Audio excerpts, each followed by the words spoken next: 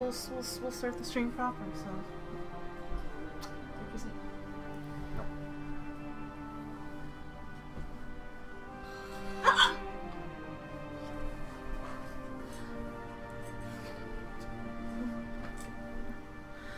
Hello, everyone, and welcome to Dungeon Crawl, where we tell stories of all sorts. And tonight we are going to do something a little bit different than we normally do. Instead of doing something like Oversalt or just running a D&D game, we're going to be playing a game called Crusader Kings 2, which is a strategy game from Paradox, where you play a sort of noble person with some control over land, and the goal is essentially not to let your line die out, and to also to expand your lands as much as you possibly can, in the most general sense of terms. And also going to be talking about history while we do it, so that, you get a little bit of both. So if you have history questions while we're streaming, feel free to say them, because we have Kyle here, who is I would call you a historian. You have a bachelor's degree in history. Amateur historian, at best. Okay, nice. You're going to want to get closer to the mic, dude, since you're doing the bulk of the talking. Well, people being able to hear me is secondary, right? Yeah, so welcome, one and all.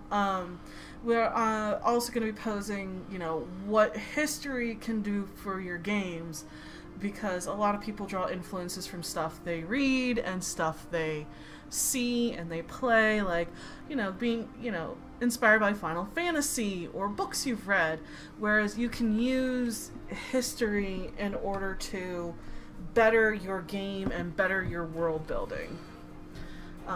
So I think we're gonna wait a moment to see if anybody gets into chat here, because right now I cannot tell if there's anybody here.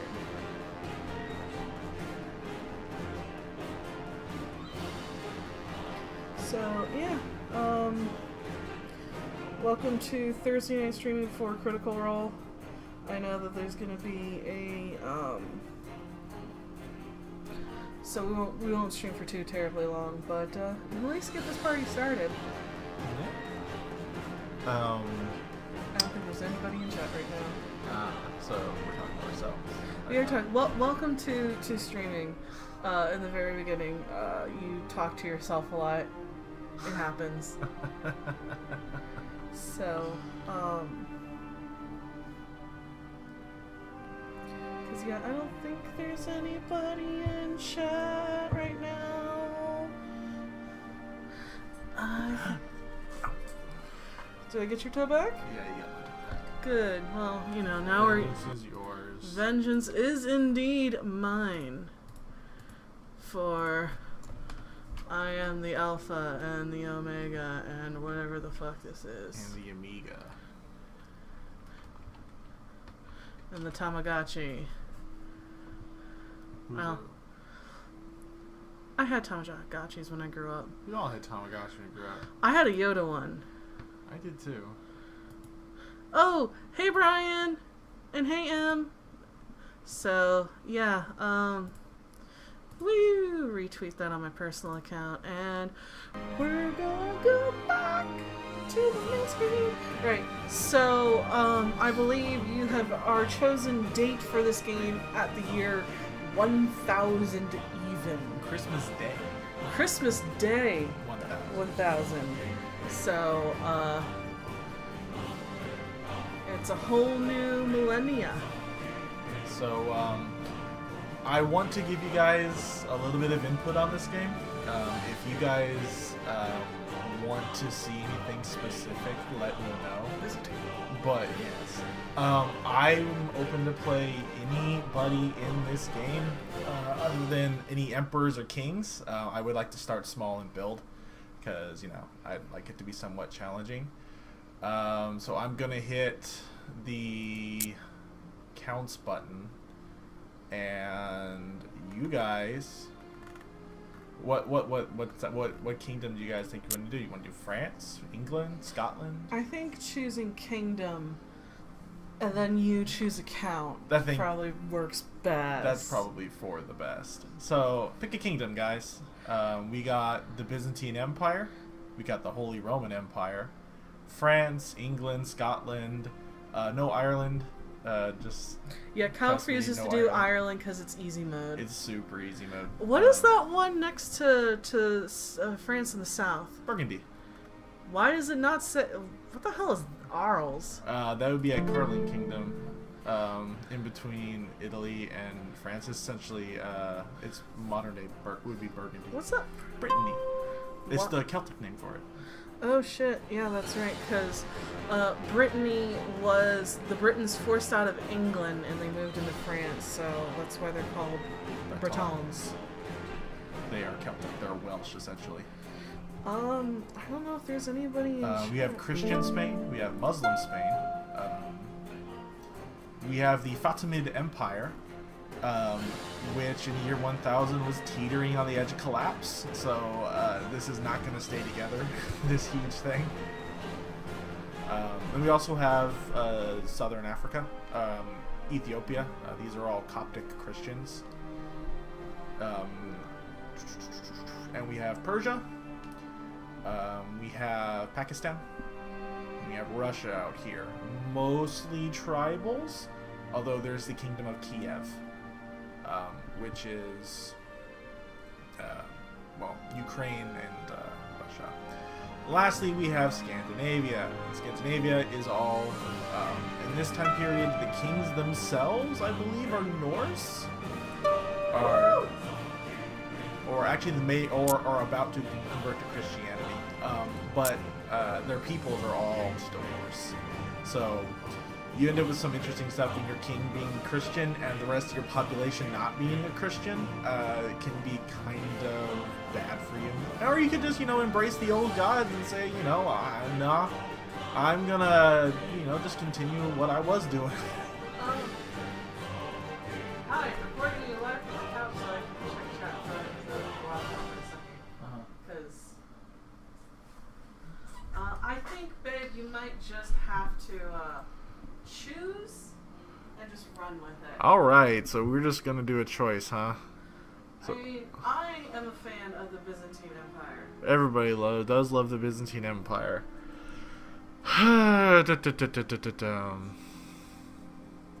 There is always the random character button. There is always the random character button. Alright, what did it pick? Emir Jafir of the Kalbid Caliph, or Emirates. Looks like he is in Sicily? Yes, that is the Emir of Sicily. Huh. Alright, we can do that. Alright. So we are going to be the Duke of Sicily. Now, we do also have a ton of options here. I am actually, if I remember correctly, I have my personal preferences saved. Yes, I do. Alright,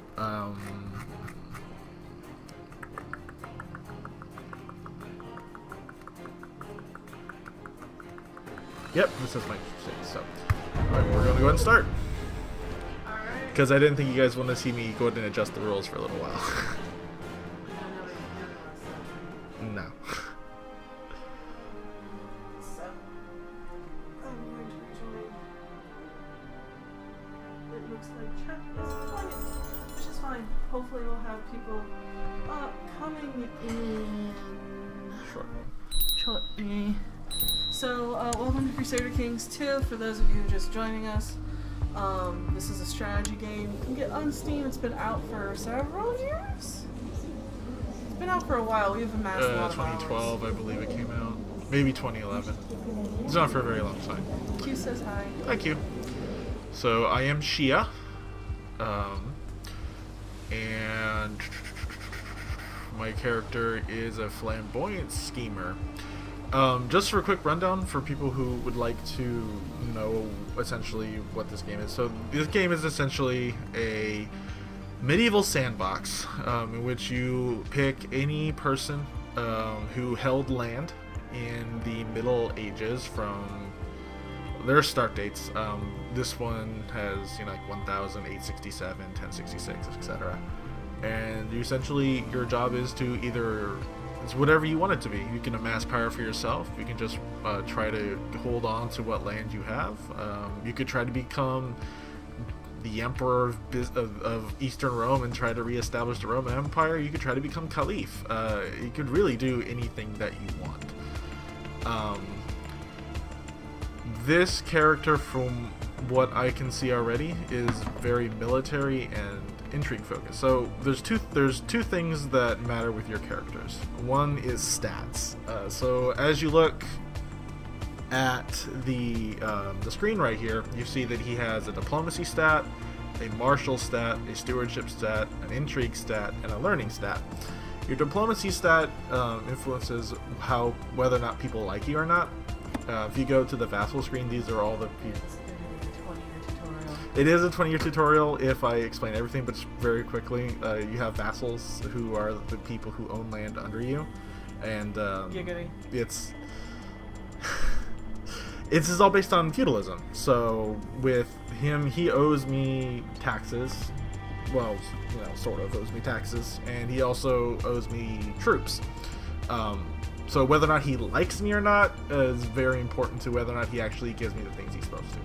And that's how diplomacy is primarily connected to. Martial is your military. Basically, it's how good you are at fighting, how good you are at leading troops, and how good you are at raising troops and organizing a military. Stewardship is how good you are at running your empire economically. You see up here I have a domain limit. Basically, I can only have 2 personally rule two counties, and that's because he sucks at ruling things. So he's only got 4 in that stat. Intrigue is how good you are at scheming and trying to assassinate people, seduce people, that kind of thing. And lastly, learning is how educated you are, how focused you are on learning.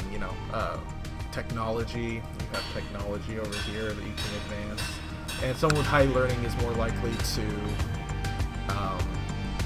advance technology. They're also more likely to be very religiously inclined, as education and religion were very closely tied at the time. And with that, we're going to get started.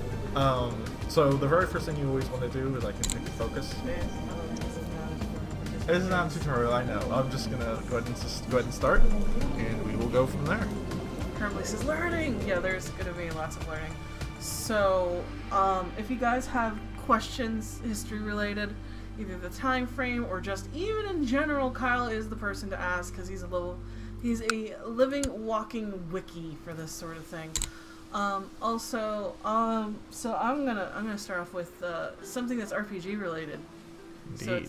So, do you think using history can improve someone's world building?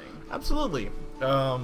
History is, it's the amassing of all of our past events, and for a world to be believable, in my opinion, or at least something we get really immersed into, there has to be some kind of basis in how things are. And with history, it not only can guide you on how societies develop, but also just how personal interactions develop. I would use Koskana as a good example, right? Yeah. It uses a lot of influence from how states actually develop, how their economies develop, how military develops, and it creates a world that, while varied, can be varied. You don't have to, copy paste things out of history, but you can use influences, and when you have that, you can really get to the essence of what a state is.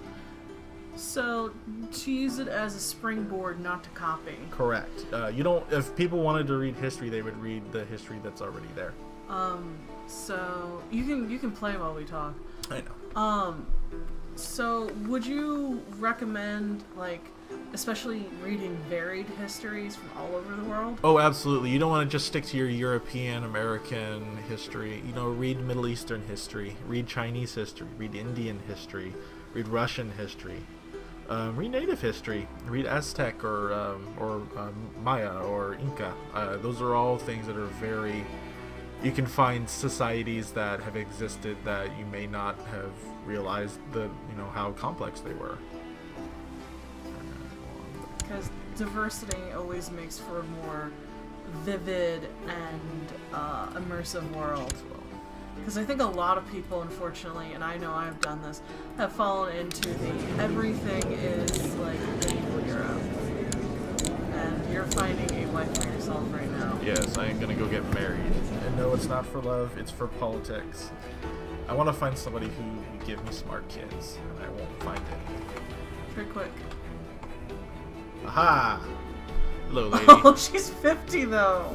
She's not gonna have any kids. Yeah, she's not gonna have any kids. So we're not gonna have any smart kids. How about attractive kids? So the big thing with Crusader Kings is that I don't know about Kyle, but I usually run my rulers like they're pedigree dogs, and I try to make sure that they have the best breeding to get the best traits. I'm literally an awful human being, so you should not take anything I say to heart. You're just like, no, my kid's dumb. I gotta sacrifice him to the gods now. Looks like we're not gonna get any good congenital traits. Although our ruler does have one, so he is Hi, personally Brian. strong. Hi, Q. Hi, Hearn. So. Oh, yes. Well, I'm finding someone who can complement my poor rulership. This lady looks pretty good, actually. She's 36 now. She's a little old. This person also looks very good. Let's see. Is a master steamer. Look at that. She can be dangerous, though. She's also cruel. But she's also Shia, so.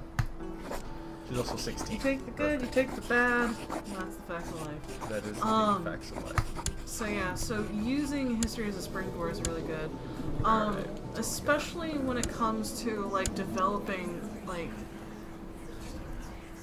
a continent, knowing especially who's on whose borders, because cultures can influence one another. Absolutely.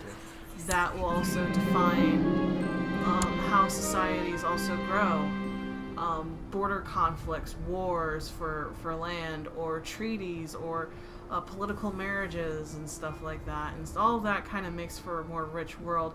A lot of people I find that talk world building don't take that kind of thing into effect. They tell you to build the small towns and work out from there, which I think works to a degree, but I very much, when I built my world, I did it where I looked at the continent, I divided up the kingdoms, and I went, basically, this is going to be like this is going to be like that. How would these people interact? Like, the border cities would have bleed over from culture, yeah? Yes, absolutely. Anytime two cultures mix together, they end up influencing each other. A good example of that is, well, the very place I'm ruling right now, Sicily. Sicily... You might want to turn it over to something. Ooh, I apologize. Nope. She's loud. It's probably not the music. Yeah, because... Is that better, guys? You have to hit play. Is that better? Yeah, we just turned it down, so guys, let us know if it's still too loud. But yeah, cultural blending is really interesting. Like, I have a country called the Empire of Toknel. It's south of Shar, and so Toknel has a border city called Velen, and Velen is a mix of Shar's culture and Toknel, where it's definitely the Empire, but it has a lot of characteristics, especially stuff like food, which a lot of people don't think about in terms of spreading culture. Food is one of those universal things, and it tends to spread fast. Yep. Yes, exactly. If you want something that will very quickly change how everybody... I put in the wrong area. Dang it. Oh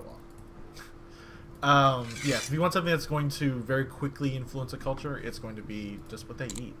When someone brings new food into an area, it really does change how, like, it can just cause that, what's the word I'm looking for, exchange very quickly. So let's talk history and maybe mixing it with RPGs.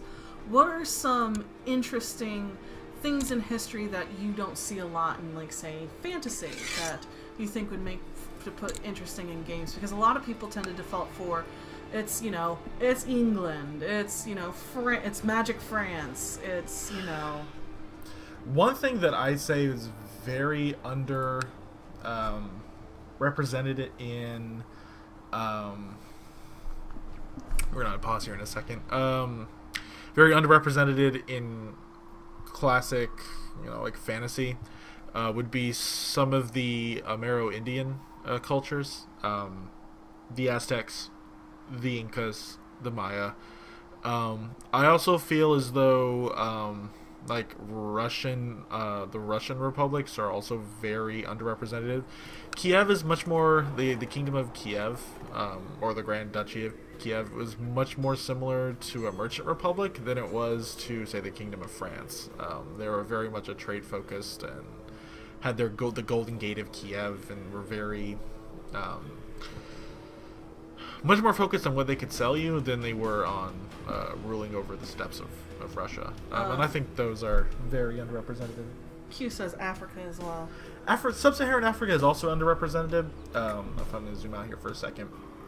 The Mali Empire, which was a huge trading hub in the Middle Ages, into the Renaissance era, was absolutely influential. The reason why it's not very studied, majority reason why it's because very little contact with Europe, because the Sahara Desert is kind of impassable. So the only rumors would come out, and then also hashtag Eurocentric. Yeah, Eurocentrism also plays a large role in it. Abyssinia also is pretty underrepresented. The kings of Ethiopia, who for the longest time were basically the only independent kingdom, or the only independent country in all of Africa in the 18th and 19th centuries, had a very strong independent culture of their own brand of Catholicism. Actually, they essentially were the leftover bits of Egyptian Catholicism that were driven south by the Muslim conquests. But yeah, I think they're also very underrepresented in historical works. Cool. All right, let's unpause. Please feel free to ask questions or ask for expansions on things, that sort of thing, because we're totally here for this. We're kind of just flying by the seat of our pants at the moment. All right, so with my wife not helping, thank you, and my newfound rulership focus, I can now hold 4 counties, but I still hold 6, so I need to get rid of 2 of them. So I need to go find somebody to give my land to, who will be loyal and not sell it to people, and not rebel against me, hopefully.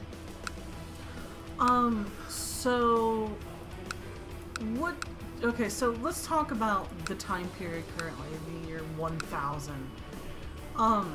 Is there anything, like, super interesting historical-wise that most Americans wouldn't study or have heard, like, that, could be used as a really cool influence for something that you want to, like, put in your game?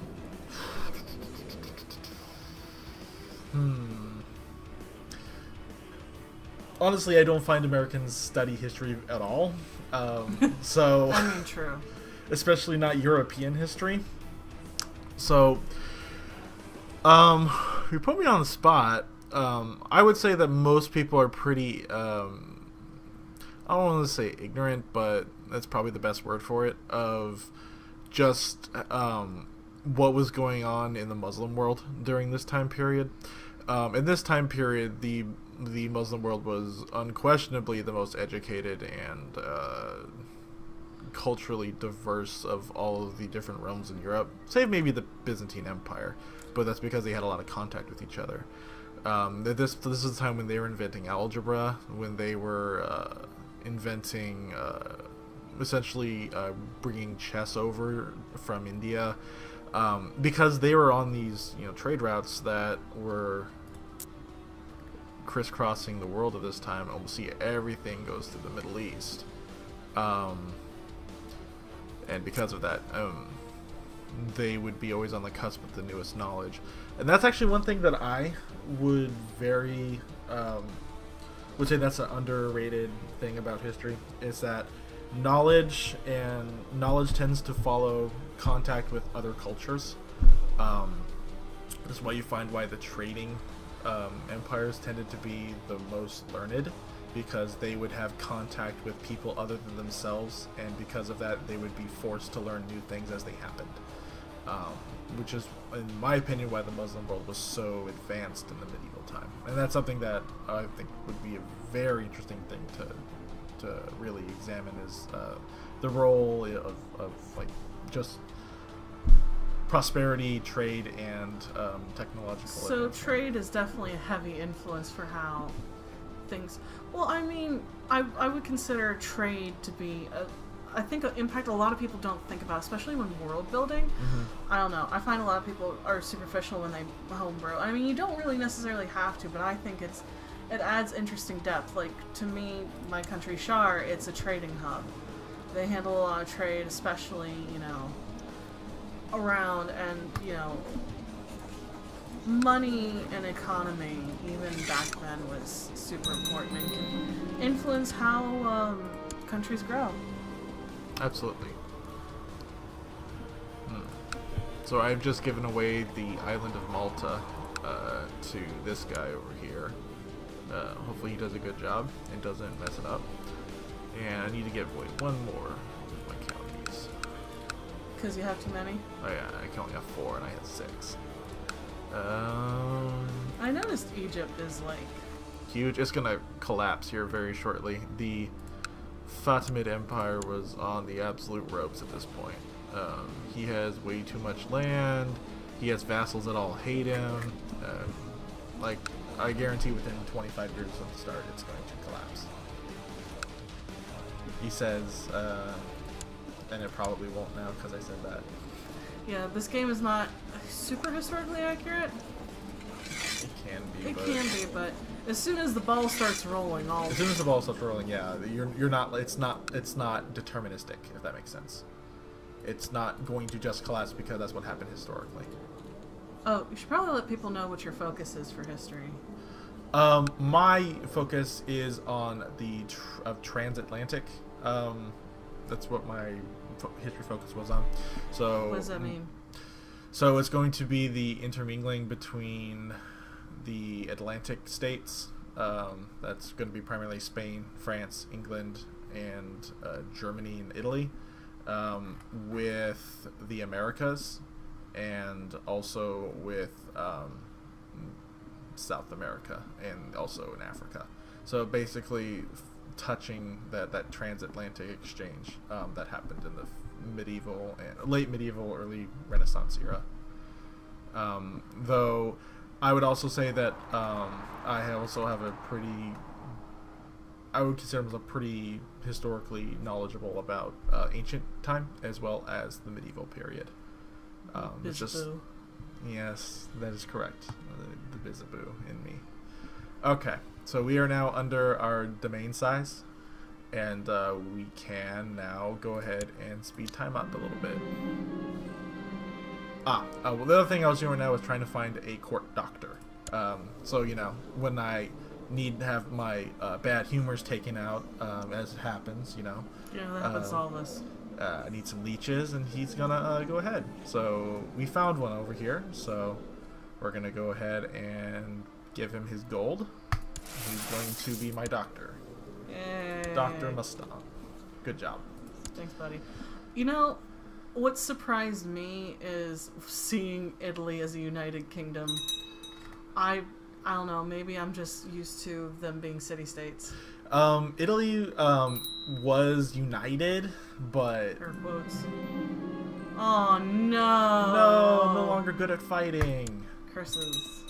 I am 48 years old, so, you know. Oh, no. Aha. Okay. And the other thing that's going to happen is events. Events are essentially, you know, just the things that happen in your life, and you can make decisions. And they'll give you, sometimes they'll give you traits, sometimes they'll give you money, sometimes, you know, they will give you, you know, things you can do. So this one's essentially saying that he's working too much and he's tired of having to do stuff all the time. So I can either, you know, basically start to shirk my duty and let someone else start doing my stuff, in which case I'll gain the trait slothful, which basically means I become lazy, and, you know, so I get a minus to some of my stats. Or I can say, no, I'm good. I can rest in heaven, as it says. He'll gain the trait diligent, which is a very good stat. You get a +1 to all your stats. However, I do also have the chance of becoming stressed, which can get me killed. And with my age, that might be bad. Stress bad? Nah. But I do have a chance. And So diligent's a you're really saying- good state. A really good trait, so... you know, what's a little stress? And he didn't get it, so I win. Ha ha ha. What's one of your favorite historical events around this time period? This time period, well, the things that I find most interesting. Yeah, we'll go with that.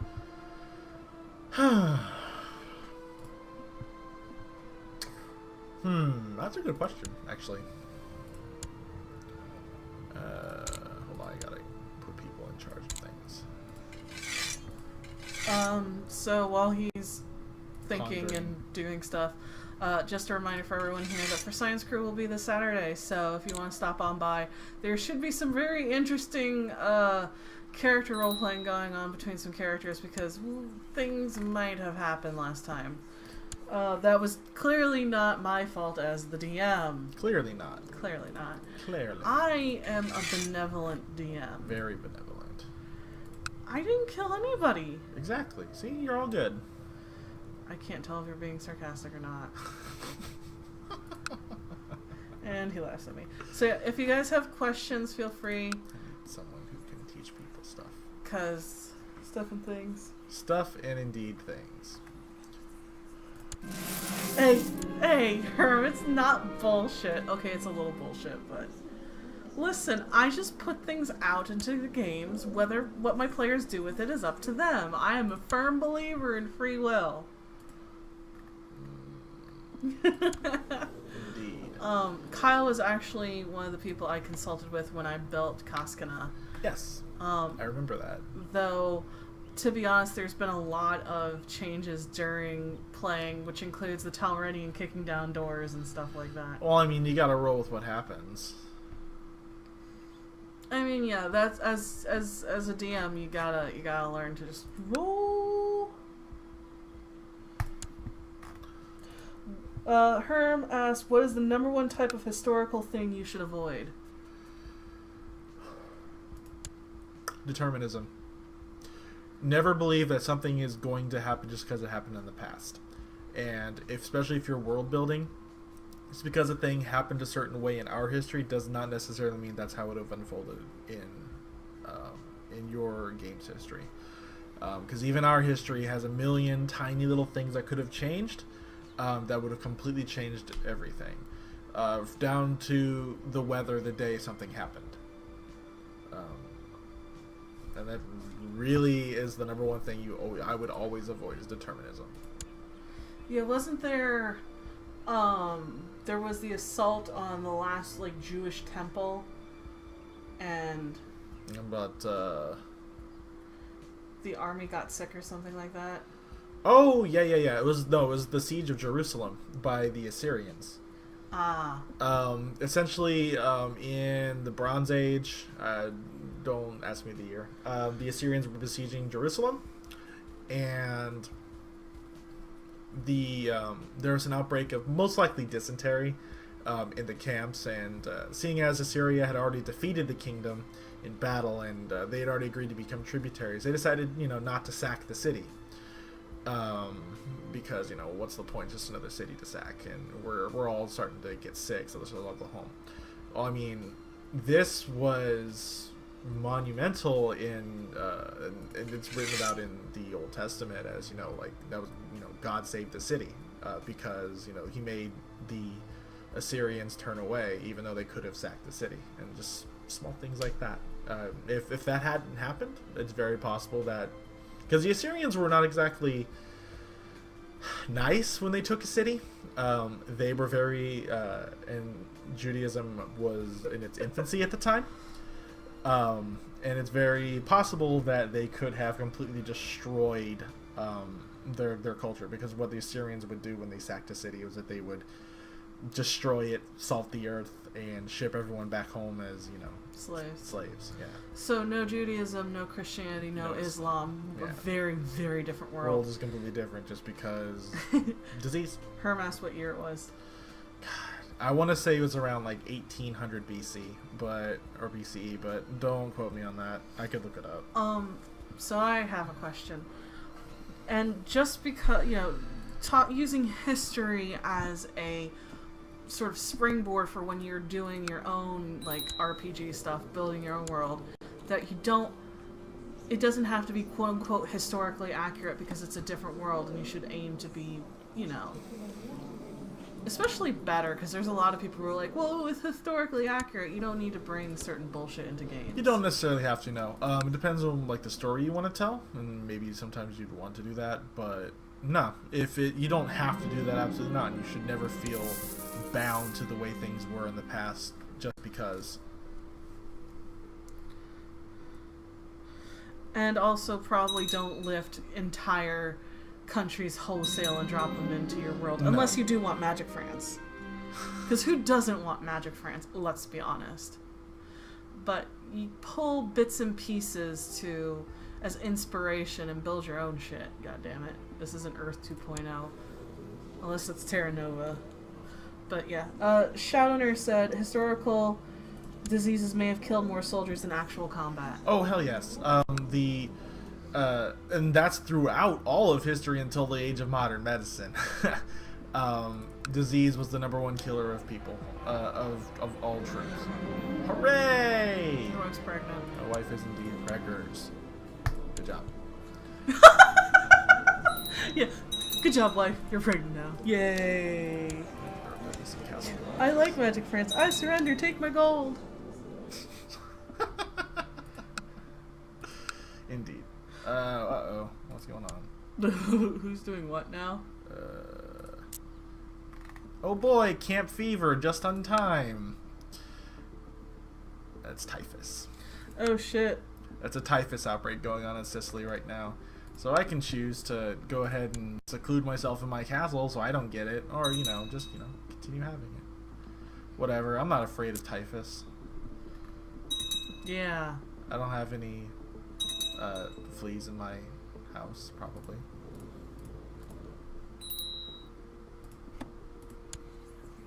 Oh, all right. Sweet. So this is probably a joint thing that both of you and I can answer. Herm asks, how do you balance I'm going to adapt history with the mending cantrip wrecks economies? Because, with the mending cantrip, you can easily mend things. Yeah, and it means there's no longer any scarcity. Yeah, so how do you balance complete utter realism of the mending cantrip would destroy, the economy versus, I'm going to, take history? What would you suggest? When you're building a world and you're going to use historical bases as some of your world building, I would just keep in mind in a world with magic, there's going to be some difference, and I would say embrace those differences. If you can take a look at how things developed in our history, and then view it with the vein of magic existing or dragons existing or other races existing, that could color it. Okay, so like, take for example the mending cantrip. Not everyone's gonna have someone in their village that can cast it. Absolutely not. And also, Dragons wrecking shit. I mean, are wizards really going to want to sit there all day just mending things and casting it over and over and over and over again? A wizard again? could possibly set up shop and just do that as a business if they're lazy and they don't want to actually do anything, but... I can't imagine someone who spent all that time becoming magic just wanting to sit there in a black ship smile. Listen, someone may have been forced into a wizarding school because that's what their parents wanted. I know, but I can't see that being very common. True.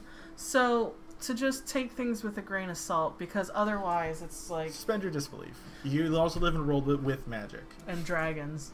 And you don't question why those exist. So Q said, similarly, how impactful are healing magics versus illness, and how does that affect urban growth? So, when you have a society with the ability to... I'm sure you can absolutely come with me.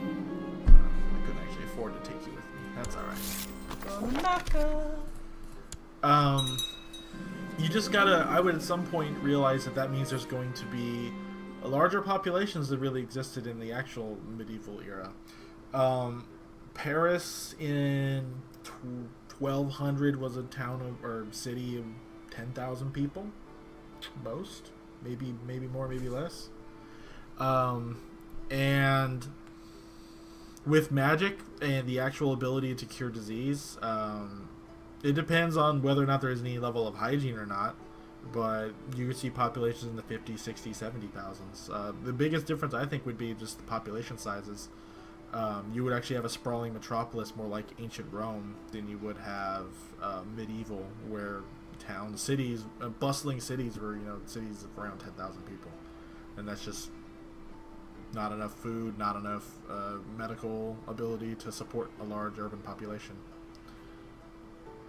So, it would instead of disease as a population boundary, it would be food. Yeah, the actual constraint on city size is going to be food. Infant mortalities would probably also affect it at some point, but then again, at some point, a wizard's going to figure out how to do magical contraception. So then that population control will hit too. Yeah, so follow up. There's a couple follow up. Essentially, sorcerers can also cast mending, so you don't have to go to school. That was my bad. I just wanted to make a joke about how being forced to go to school. Anyway, so would healing magic mean hygiene would never get properly developed, or at least not until later? Assuming European basis, I suppose other societies did the hygiene thing as a matter of course, from what I understand. Absolutely. If you're assuming, hygiene is... The link to hygiene and health was only really understood until the 18th century, and that's the only reason why it ever really became a thing in Europe. So yeah, no, I absolutely agree with that. With a magical basis, hygiene may never really become a thing. If you could just, I got sick, whatever, I'm gonna go see a healer and get it fixed. So, yeah. So you don't think people would just go, I feel icky, I'm gonna go take a bath? Not necessarily. Yeah, I agree with that. That's just fucking weird. My wife died in childbirth. Hooray! That's bad. I don't want to be a fix-it wizard, Dad. Hey, man, everyone needs a Mr. Wizard. Indeed. My wife was also my regent as well. Do you think having magic would speed up the timeline of progress? Not necessarily, because with magic, I mean, instead of having to find a technological solution for something, just find a magical solution for it. So, do you think that stuff like, eventually getting to robots and AI not a possible thing because magic's around? If it does develop, it'll develop much differently than you'd expect, because, once again, there's not that push for technology because, magic can solve my problems, man. Hi, Tracy! I mean, the layperson, especially if magic is widespread enough so that, and also if it's like wizard-based, where it's just a thing you can learn. If anybody can learn it, then, and there's not like a magical gene or, bloodline of some kind that's well, required. let's take D&D that it's something you can learn. It's something you can be born with. It's something you can make a deal to get. At that point, I think technology would probably stagnate, because what's the point in getting things different? If it's something you can get from magic, there's not really a point in finding a different way. People are lazy, and if there's an easier way to, or if there's a way to do it that doesn't involve having to come up with something complex machinery to do it, they'll do it that way. I love you, Tracy. Do you think it would get to a point and then stagnate? Like maybe getting up to almost steampunk level thing of having trains that get you quickly across. Yeah. And then, but not going, much further than that. Like, we don't need to develop like, Well, the other thing is that you also means that they might have come with magical ways to do the same thing. A computer that works, off of mystical energy instead of off of electricity. Technomancy. Technomancy, yeah. Magic device construction is a technology as long as there's no specific attunement requirements. Yeah, I mean, I have the Ancient Glorious Empire, which used magic to sort of fuel their technological explosion. They made automatons, and they made teleportation that was instantaneous, and communication across great distances, but it's all magic, and it wasn't, I mean, you really don't need a cell phone if you have something like a sending stone. And if you can teleport instantly, you really don't need airplanes. Exactly. You just need like mass teleportation hubs where you can go to and from. But do you think before there would be like people who can't do magic, do you think they would make something like trains and stuff like that so they don't have to do teleportation? Or do you think that because of the high demand there would be just so many options for magical technology that we don't need trains, we don't need automobiles, we don't need planes. Yeah, and I think that's exactly what would happen. People would just look at it as why? What's the point of doing that when I could just do it like this, essentially? Q says, I do think there's an economic component here. If magic requires a significant time and or money investment to get really good at, then it follows it's only effective for the upper crust. Technology becomes eventually slowly the method to which lower classes can catch up. That's the thing, though, is that technology is also usually prohibitively expensive when it first comes out. Yes, it is. Especially if we're talking like medieval technology. Your average layperson is going to be a peasant working a field, so... I mean, shit, let's take even modern day. I didn't get a computer until I was in high school because of how expensive it was. Yeah. Didn't get the internet until I was almost like 18, 19 years old because it was so expensive to get dial-up. So I don't think necessarily technology is a great like bootstrapper for the lower classes. They would still be just as constrained by the difficulty in getting it done. I think He is married. Why is it showing up on my list? I think you had married as any. I think magic, though, I mean, I don't know. The history is fucking complicated. I just fucking DM.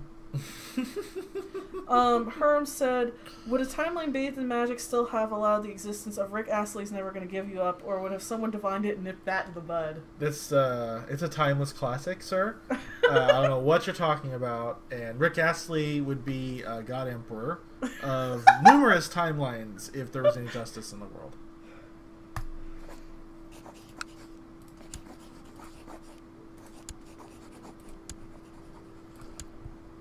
Yeah, I mean, shit. Look how expensive cars are. Like, a new car is like $30,000. And that's using the top 1% of the world. Let's not forget. Because 99% of the world is not anywhere near as wealthy as a United States citizen or a European citizen is. Herm told me to smack you. What? For the Rick Astley. Rick Astley wins again. Yeah, I agree with Tracy. It would depend on how prevalent magic is. Right. If magic is super rare...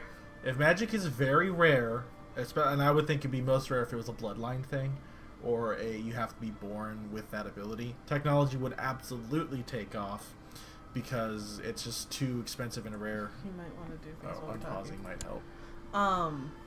But if it's more prevalent, I would say that people who are so inclined, people who are ambitious or intelligent or who people who wanted to make those kind of changes in the world, they wouldn't study technology to get ahead. They would study magic to get ahead. Do you think there's a point where it would just become like what Atlantis was considered? Yeah, that's fair.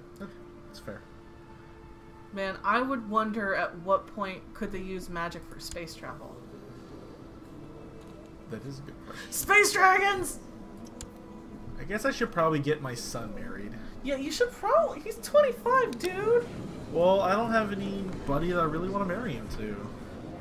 I have this old lady. Then that doesn't work. Anybody attractive? Nope. I mean, not everyone can F a dragon with that attitude. But I seriously want space dragons. Like, you just, like, I'm gonna board a space dragon and go to space.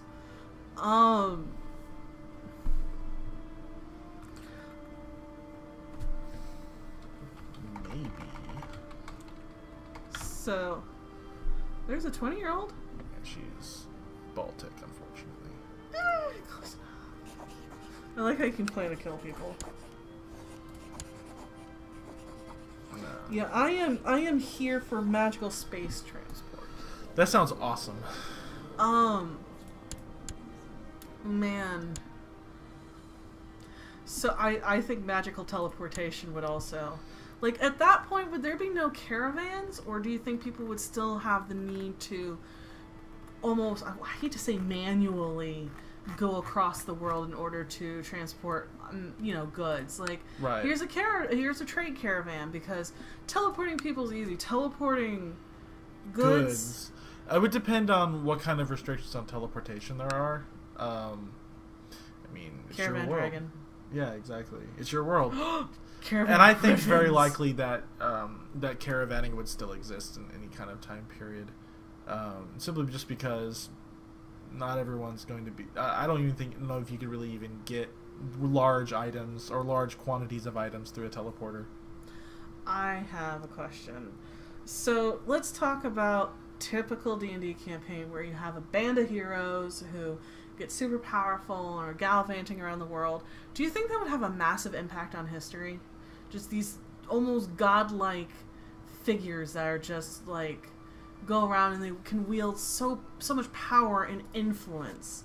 Like, would that seriously disrupt things? Yeah. I mean, there's only so much one person can do.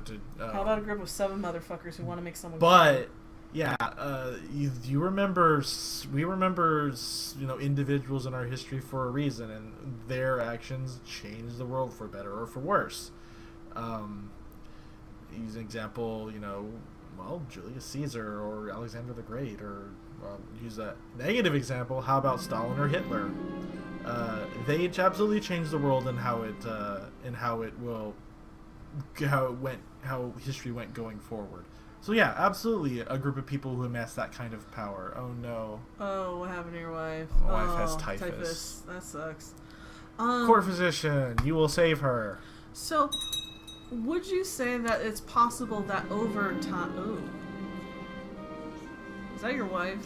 Apparently typhus was no obstacle to having... Sweet, sweet love with your wife. Exactly. But I do have a 4% chance of dying of a heart attack from this, so, yay old people. Yeah, one of those motherfuckers is the king of Talren. And he's only the king of Talren because of the way Talren was set up. Do you think it's possible that after a while,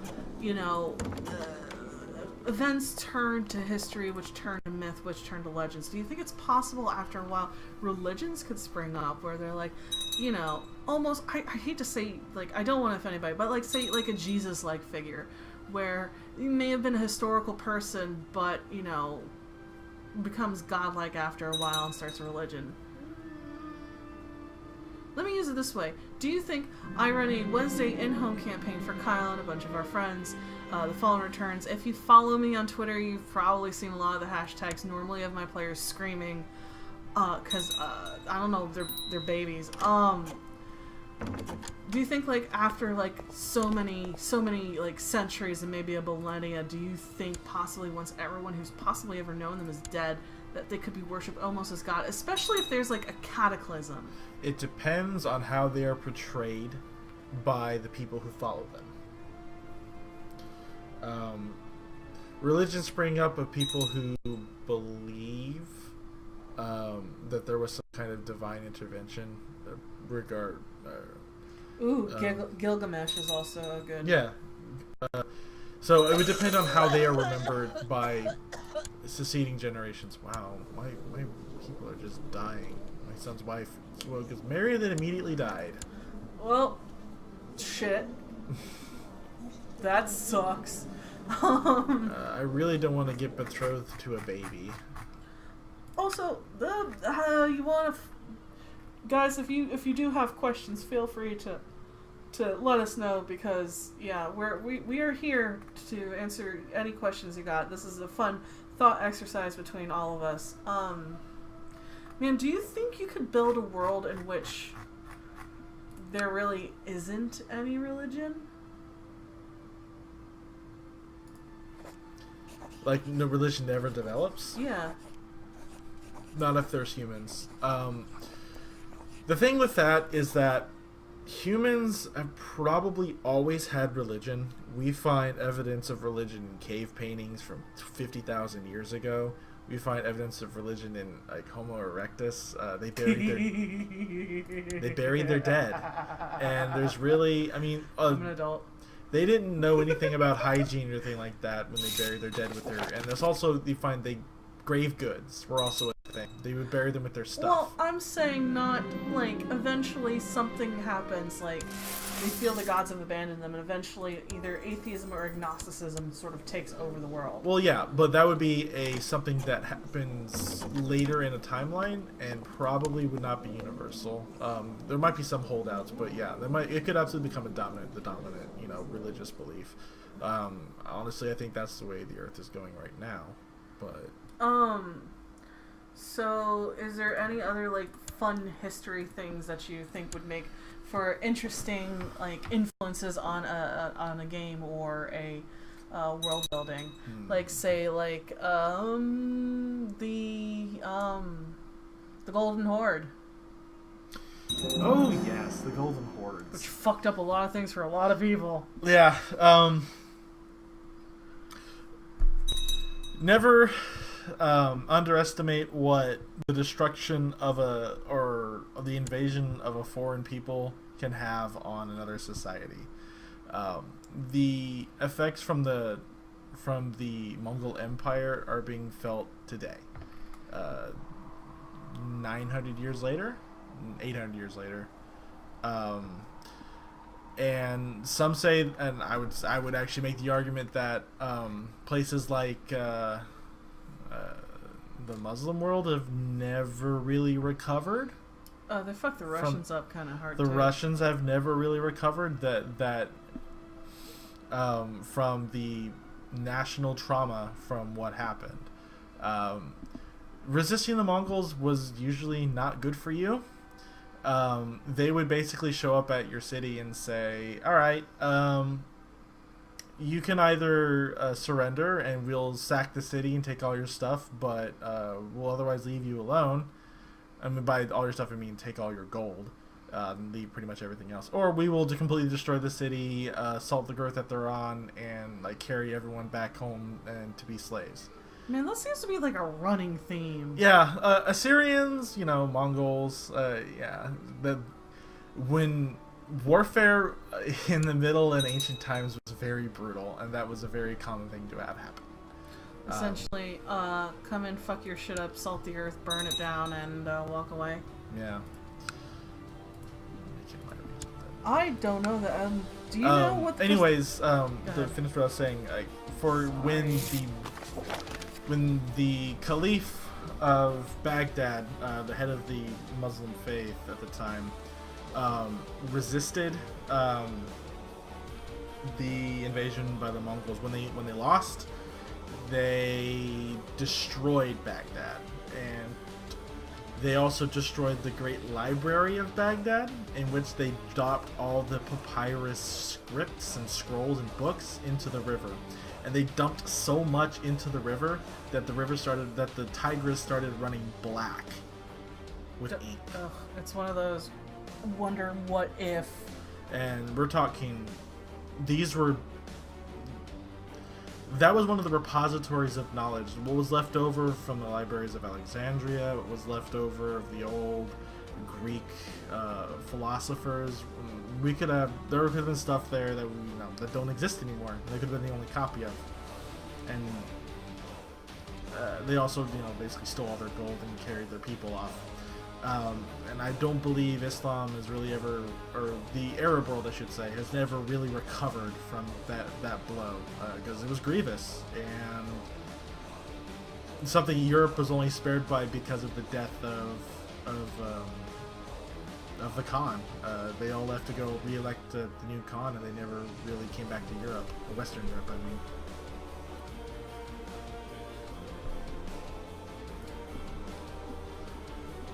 I really wish that this had more Africa in it.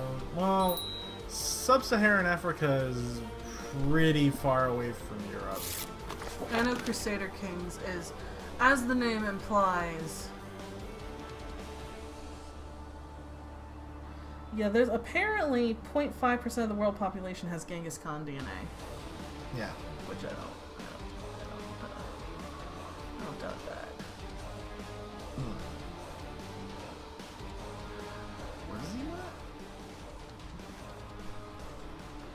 I'm not really interested in joining your faction. Go away. Yeah, what he said.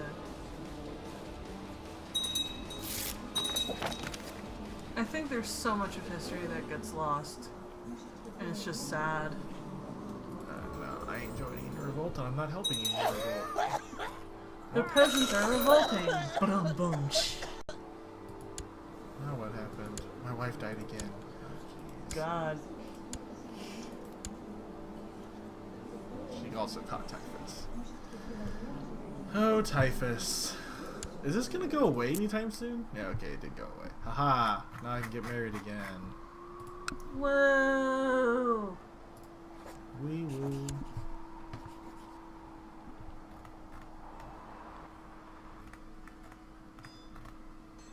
Yeah, it's... God damn it, Herb. What? Shoudener said, so even after wrecking through all the civilizations, he's immortalized by his deeds. And Hermley said, and by deeds, you mean dong. Yeah, I figured you might appreciate that. It's pretty good. Man, I think India is also one of those... Underrepresented? I have India turned off in this game right now. You can play in India, but I have it off for performance reasons, because I was not sure how this game would run while streaming and trying to run the entire Indian subcontinent on top of everything else. Because isn't it like super divided up? Yes, it is very divided up, as it should be, because India is a very, very large population and a very, very large, basically it's a continent. So yes, it is currently off. Yeah, I mean, that's one of the big, like, fucking terrible things that the Brits did. Oh, the enslavement of India. Oh, man, and the way they divided everything up. Oh, the arbitrary division of India that happened when they just basically left and said, you guys figure it out. Yeah, fuck you guys, here's the arbitrary lines that are going to cause problems from here on out. So, yeah. Well, they did the same thing. Well, they were so successful at that in India and Africa in the Middle East, they decided they're just going to apply that to India too. Yeah, so... But India, the Indian subcontinent is also, I think, something really interesting. Goody, I'm depressed now too. Oh, hey, it's me. I think it's one of those things that are really super interesting to study because there's so much and so many different cultures there. And a lot of the times it gets passed over, which I think is sad. Yeah, fucking colonialism. Yeah, colonialism messes everything up. Fucking white people. Yeah. Yeah. Yeah. Yeah. Yeah. Yeah. Sorry. Lots of peasants. Woo, peasants. Sorry, Supposed to build guys. roads. Welcome to dealing with the both of us at the same time. Giggity. No, I'm good. I also think researching. I'm really tempted to have my character commit suicide, actually. Lord, why? Because he's old and he sucks. And he has a lot of bad traits, and I would kind of rather my son be in charge. Thanks for joining us, Uncle Ook. It is CR time, so we might end here shortly. India had a case system. It was strange after the British Enlightenment, but so many people held certain case restrictions. I'm sorry, I think I was committing suicide, yes? I'm serious. I know you're serious, but I was like, I'm sorry, I didn't hear that. I was too busy committing suicide. Hashtag quote. India had a case system. It was strange after the British Enlightenment, but so many people held certain case restrictions. One more time. India had a case system. It was strange after the caste system, but after the British Enlightenment, but so many people still held certain caste restrictions. Yeah, that's still a problem to deal with today, if I remember right. Yeah. That's just an unfortunate side effect of Hinduism and belief in reincarnation like that. Yeah. Speaking of which, holy shit, there was an uproar with an actual politician calling for people to behead a director and an actress because they're releasing a movie that's based off of a poem of a Hindu queen and a Muslim warrior. It actually looks really fucking good. I'm all about that shit.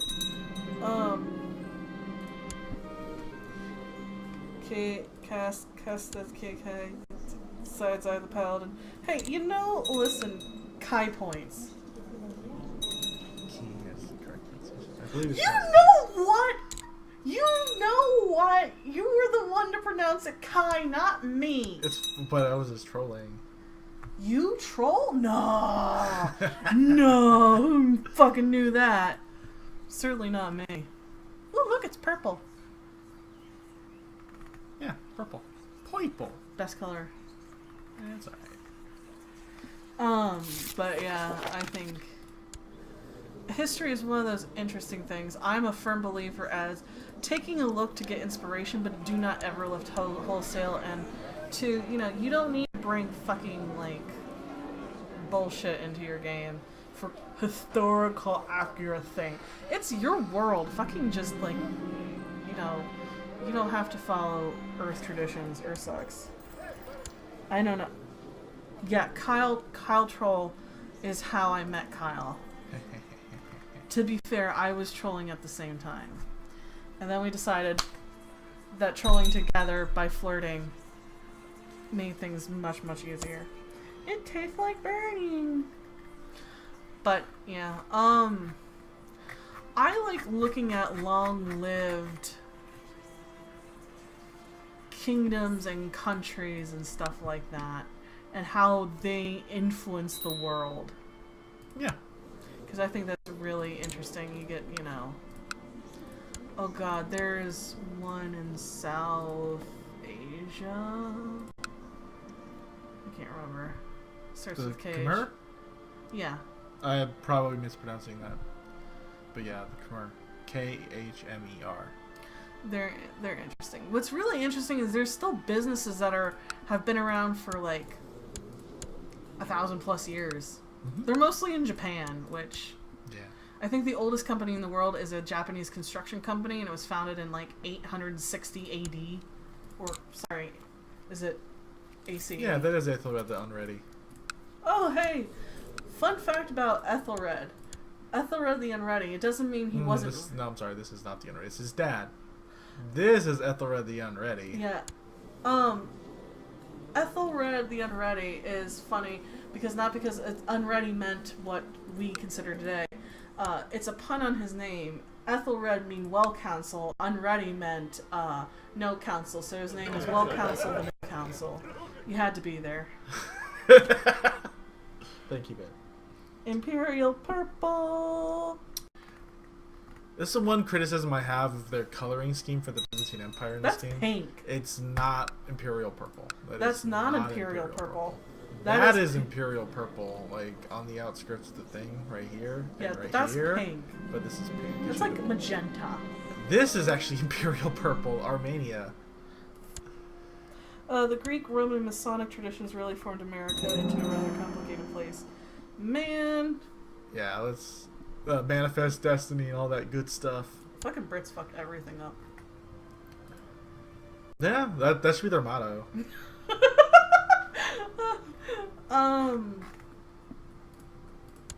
Man, I think the Holy Roman Empire, if we're going to focus purely on what we see on the screen, I think the whole Holy Roman Empire thing was interesting. Didn't they vote? Yeah, the dukes of they were elective monarchy. The dukes of the powerful dukes of the kingdom would all get together when the emperor died, and they would elect their next ruler. Essentially, well, what's my? He wants to make me an advisor. Sure.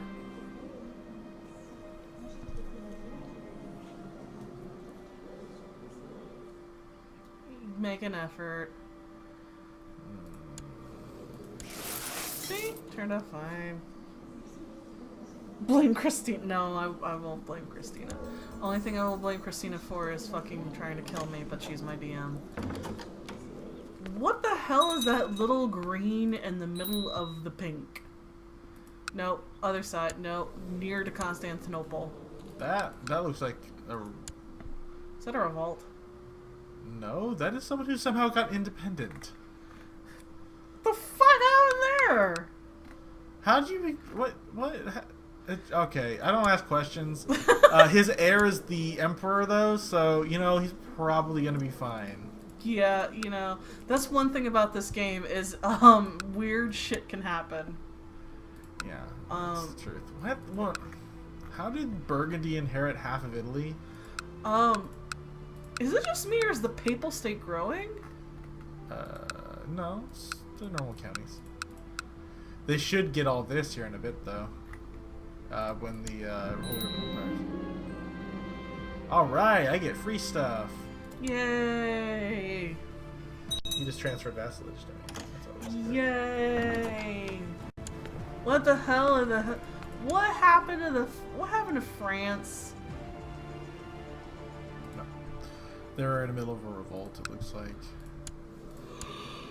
They are trying to install someone on the throne, it looks like. The Great Roman Republic actually ran rather smoothly, but when you expand militarily and pile on disenfranchised populaces and food production requirements.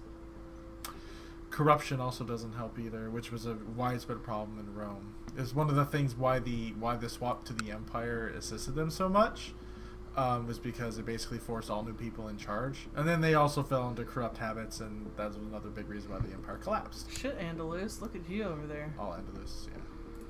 It's the Umayyads. Umayyads? However you pronounce that, I don't know.